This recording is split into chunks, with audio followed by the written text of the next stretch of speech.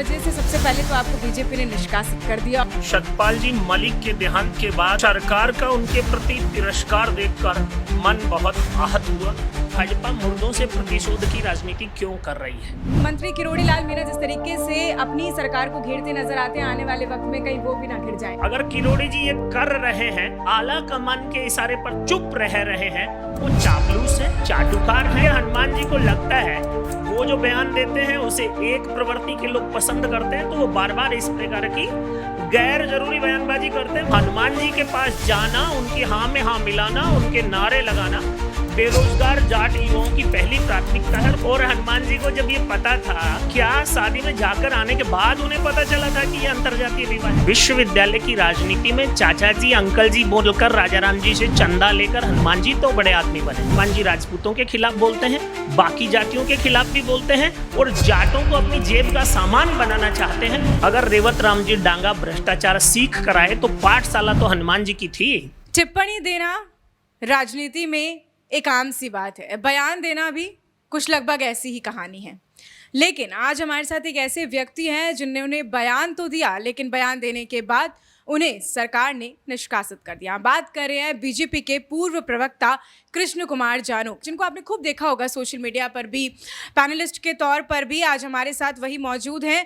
उनकी कहानी से हम आपको रूबरू जरूर करवाएंगे और कई अहम मुद्दे भी हैं जो चर्चा का विषय है, उनसे हम बातचीत करेंगे। सबसे पहले तो आपका सर बहुत बहुत स्वागत है अपडेट। धन्यवाद आपका। कृष्ण कुमार जी, शुरुआत इसी से करते हैं कि आप बीजेपी के प्रवक्ता रहे हैं, तीखी बोली रही है आपकी, आप हमेशा से प्रमुखता से बात अपनी आगे आकर रखते रहे हैं।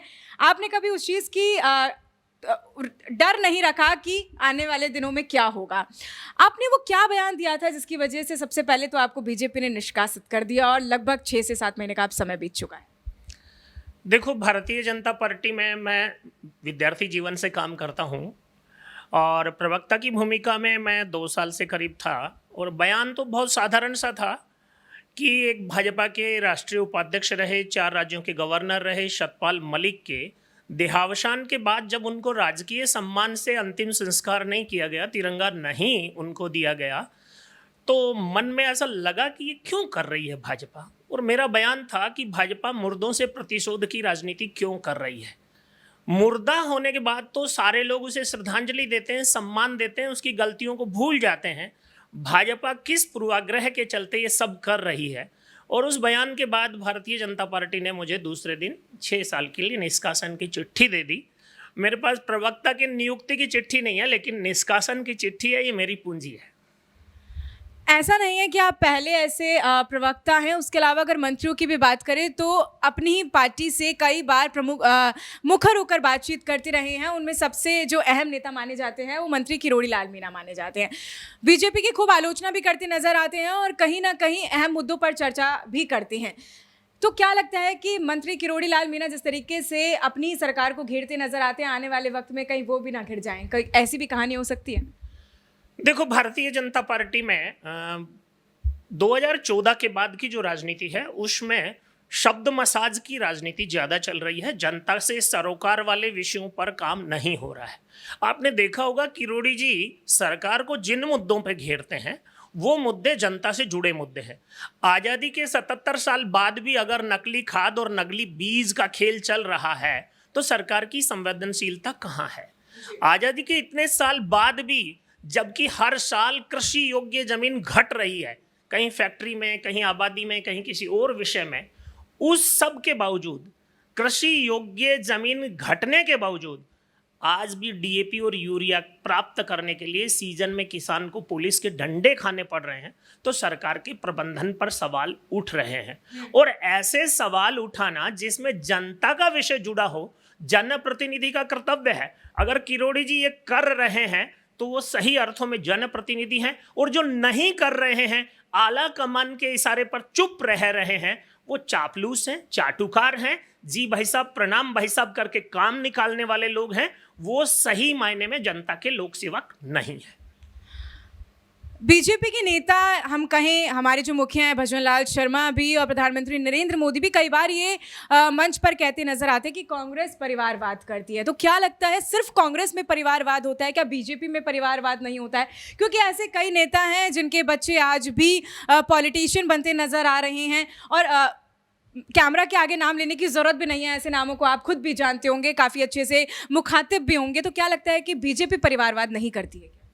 देखो, भारतीय समाज में परिवार के आधार पर, परंपरा के आधार पर काम करना, बढ़ई का काम बढ़ई का लड़का करता है, नाई का काम नाई का लड़का करता है, लुहार का लड़का लुहार का काम करता है, तो नेता के बेटे नेता का काम करें, आपत्ति नहीं है। पर बिना योग्यता के नेता के बेटों को नेता बनाने की कोशिश जो है उसे परिवारवाद कहा जाता है।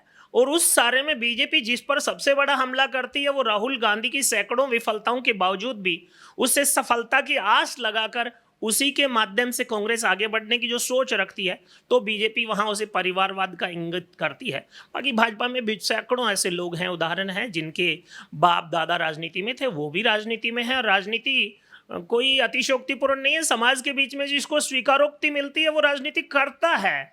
तो इस सारे विषय में परिवारवाद तो केवल आरोपित करने और दोष महिमामंडित करने का शब्द है, बाकी तो राजनीति परिवारों से ही चलती है।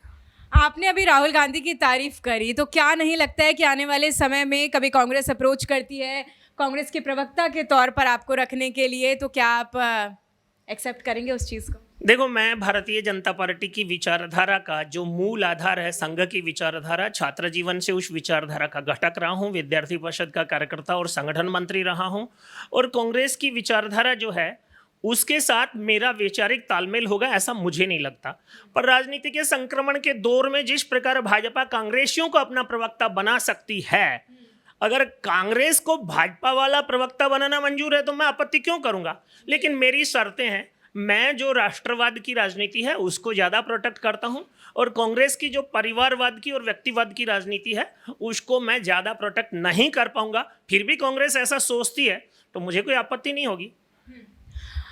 आज देखा जाए तो प्रधानमंत्री नरेंद्र मोदी पचपदरा आने वाले थे, आज रिफाइनरी की ओपनिंग होने वाली थी, लेकिन कल ही इतनी दुखद घटना होती है पचपदरा के अंदर कि रिफाइनरी जल जाती है, जिस रिफाइनरी का उद्घाटन होने वाला था। कहीं ना कहीं अब ये भी सवाल खड़े हो रहे हैं कि इसके पीछे कुछ और भी कारण हो सकते हैं, ये सिर्फ एक टेक्निकल फॉल्ट नहीं हो सकता है। आपका नज़रिया जानने की कोशिश करें तो क्या लगता है इसके पीछे क्या कुछ मुख्य कारण हो सकते हैं? देखो, देश की पहली सरकारी रिफाइनरी थी जो जामनगर की निजी रिफाइनरी को टक्कर देने की स्थिति में थी। 2013 से लेकर 2026 आ गया है, 13 साल से इसका जो प्रोजेक्ट था वो 37,000 करोड़ का था, वो 80,000 करोड़ का हो चुका है। कुल मिलाकर के सरकारी क्षेत्र के काम कितनी धीमी गति से चलते हैं और निजी क्षेत्र के लोगों को लाभ पहुंचाने के लिए क्या कुछ नहीं होता है। एक जमाने में रिलायंस के सिम को लाभ देने के लिए BSNL को बीमार कर दिया गया था।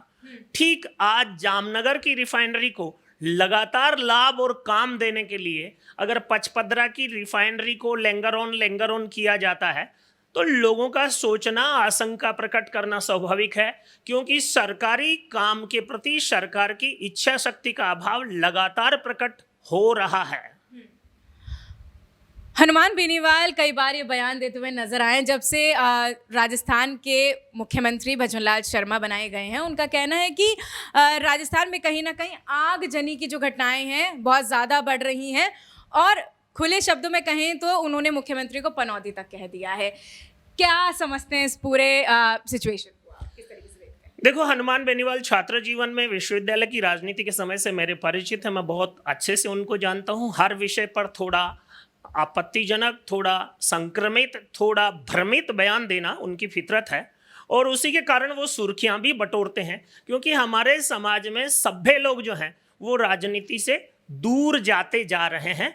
उद्दंड और नोटोरियस प्रवृत्ति के लोग राजनीति में बढ़ते जा रहे हैं और इसलिए हनुमान जी को लगता है वो जो बयान देते हैं उसे एक प्रवृत्ति के लोग पसंद करते हैं, तो वो बार बार इस प्रकार की गैर जरूरी बयानबाजी करते हैं। बहुत विषयों पे करते हैं, या अगर मुख्यमंत्री के विषय में भी किया है तो ये गैर जरूरी है। पर लोकतंत्र में अभिव्यक्ति की आज़ादी का अधिकार सबको है, हनुमान जी को भी है, वो तो सांसद हैं, तो कुछ भी बोलें, लोग सुनेंगे भी, चलेगा भी, देखेंगे भी और फॉलोवर बढ़ेंगे भी। हालांकि ये तो सबको पता है कि हनुमान बेनीवाल की खासा फैन फॉलोइंग है, लेकिन कई बार उनको सार्वजनिक मंचों पर उल्टे सीधे बयान देते हुए नजर आते हैं। कभी कभी वो अपने ही समर्थकों पर हाथ उठाते भी नजर आते हैं, आलोचना करते हुए भी नजर आते हैं। क्योंकि वो एक सांसद हैं और क्योंकि वो एक बड़े नेता हैं, तो इस तरीके की जो चीज़ें वो उनके द्वारा की जाती है वो कितनी सही है, कितनी गलत है? देखो, राजनीति में जो चलती का नाम गाड़ी, खड़ी का नाम खटारा, इन दिनों हनुमान जी की चल रही है, तो उनकी रेल जो है वो नागौर में और जाट बाहुल्य जिलों में खूब अच्छे से चल रही है। और क्योंकि कांग्रेस ने जाटों के साथ छल कपट किया था और भारतीय जनता पार्टी में जाट राजनीति दोयम दर्जे की राजनीति है, तो हनुमान जी के पास जाना, उनकी हाँ में हाँ मिलाना, उनके नारे लगाना बेरोजगार जाट युवाओं की पहली प्राथमिकता है, और वो सब हमें देखने को मिल भी रहा है।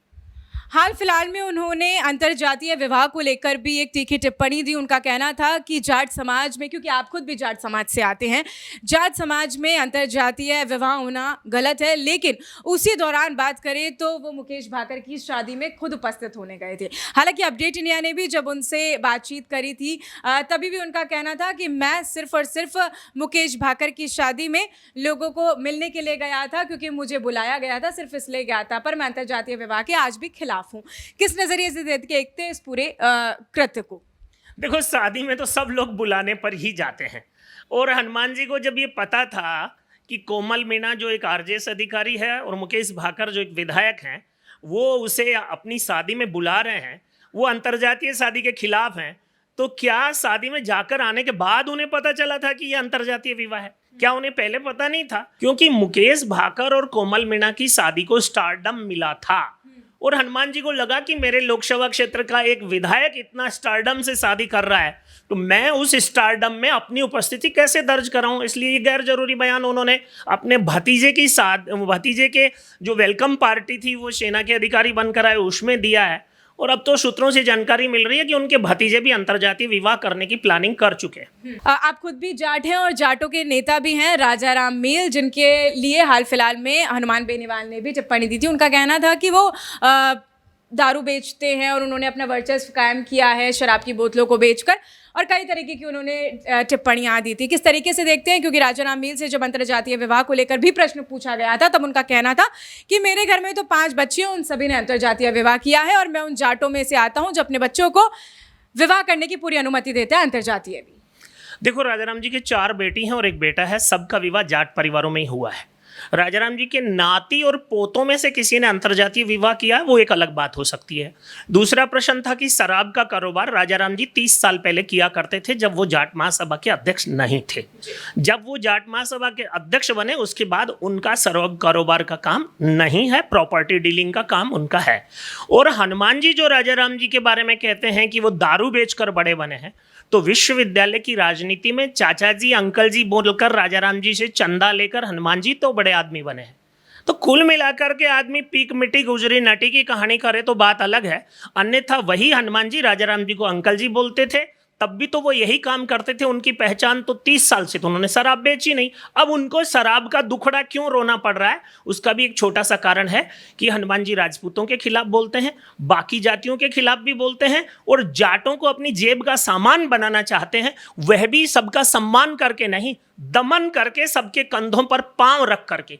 राजाराम जी तो एक निमित्त हैं जो राजनीति में नहीं है, केवल सामाजिक सरोकार की राजनीति करते हैं। उन्होंने दिव्या मदेरना के लिए नहीं बोला क्या? उन्होंने हरीश चौधरी के लिए नहीं बोला क्या? गोविंद डोटासरा के लिए नहीं बोला क्या? डूडी जी का काम तमाम नहीं किया क्या? सतीश पूनिया को नहीं निपटाया क्या? हनुमान जी निपटाओ और आगे बढ़ो की राजनीति करते हैं। जब जहां जिस किसी को निपटाने का मौका मिलता है, वो अपनी महारत दिखाते रहे हैं, पर जब सब मिलकर उन पर टूट पड़े तो वो अपने ही घर में, और वहां उपचुनाव अपने ही एक कार्यकर्ता रेवत राम डांगा से हार गए, और उसके बाद उनका जो जवानी जंग का खेल है वो तीव्र शब्दों में आ रहा है। राजा, आपने अभी रेवंत राम डांगा के बारे में बात करी। अगर 3 से 4 महीने पहले की बात करें तो रेवंत राम डांगा के ऊपर भी गंभीर भ्रष्टाचार के आरोप लगे थे, और निजी चैनल ने भी आरोप लगाए थे जब उन्होंने स्टिंग ऑपरेशन किया था। किस तरीके से देखते हैं? क्योंकि बीजेपी ने अभी तक सिर्फ सदाचार कमेटी की बैठक उस पर बुलाई है, कोई भी अभी तक उस पर कार्रवाई नहीं हो पाई है। देखो, ये जो स्टिंग ऑपरेशन होते हैं, इनकी प्रामाणिकता नहीं होती है, क्योंकि स्टिंग ऑपरेशन में 52-53 विधायकों पर स्टिंग किया गया, 2-3 को टारगेट किया गया। तो पहली बात तो है कि जिनको स्टिंग किया गया सबकी रिपोर्ट सामने क्यों नहीं आई? वो क्या ब्लैकमेलिंग पॉइंट था सरकार के लिए? क्या मुख्यमंत्री को उन 52-53 की स्टिंग दिखा करके 2-3 को नंगा करके काम में लेने की कोशिश थी? सच्ची बात यह है कि रेवत राम डांगा जी ने जिस प्रकार का वो स्टिंग था और जिस प्रकार की जो स्टिंग की स्क्रिप्ट थी, उसके आधार पर सदाचार समिति के पास मामला है, वो जाने, उनका काम जाने। लेकिन अगर रेवत राम जी डांगा भ्रष्टाचार सीख कर आए तो पाठशाला तो हनुमान जी की थी। उनकी तो राजनीति का कैखा गड़ा हनुमान जी से शुरू हुआ है। खुद हनुमान जी अपने भाषण में कहते रहे कि डांगा की मिर्ची बड़े से डिमांड बड़ी नहीं होती थी, अब वो डिमांड बड़ी हुई है। तो लगता है हनुमान जी को छोड़ने के बाद उन्हें बहुत कुछ पुरानी बातें याद आ रही होंगी, तो वो उन्हीं को आजमा रहे होंगे। शिक्षक गुरु का एक तरीके से देखा जा सकता है, एक रिश्ता सा है। खैर चलिए, बहुत बहुत शुक्रिया आपका तमाम जानकारी देने के लिए। तो ये थे हमारे साथ कृष्ण कुमार जानू, पूर्व बीजेपी के प्रवक्ता, जिनसे हमने कई तरीके की चर्चाओं पे बात करी, कई मुद्दों पर जो है उन्होंने अपनी प्रतिक्रिया जाहिर करी। इस वीडियो को आपने कितना पसंद किया, क्या कुछ आपकी टिप्पणी, हमें आप कमेंट सेक्शन में बताना बिल्कुल भी मत भूलिएगा। मैं आपके साथ प्रिया बंसल और आप देख रहे हैं अपडेट इंडिया। नमस्कार।